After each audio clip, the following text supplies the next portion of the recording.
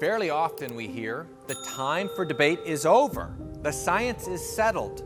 No more need for discussion. It's time for action now. And when we hear it's time for action, what they really mean is that it's time for us to do whatever they tell us without hesitation and without asking questions. What happens if you dare to push back? Well, you'll be canceled. The famous English novelist George Orwell stated, "The more society drifts from the truth, the more they will hate those that speak it." Yes, hated, and more effectively, canceled.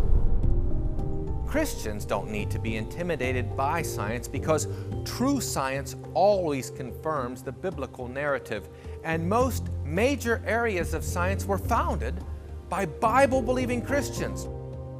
Just look at this list of scientific disciplines.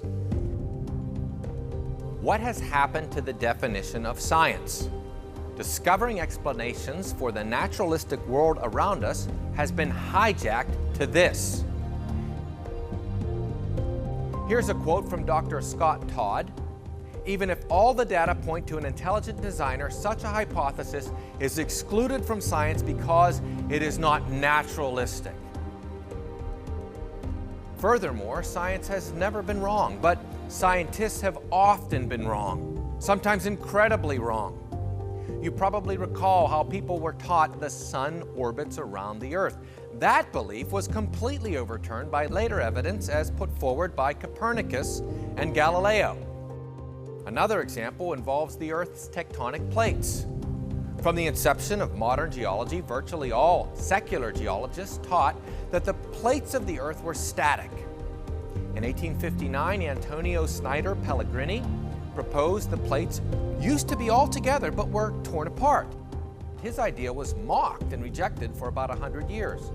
In the 1960s, secular scientists realized Pellegrini was right, but they had their own spin on it. If the assumptions used to feed data into your system are faulty, you will produce inaccurate results, which will lead to faulty and maybe even dangerous conclusions. Straying from the biblical narrative, our ultimate source of authority, leads to all sorts of problems, especially in science.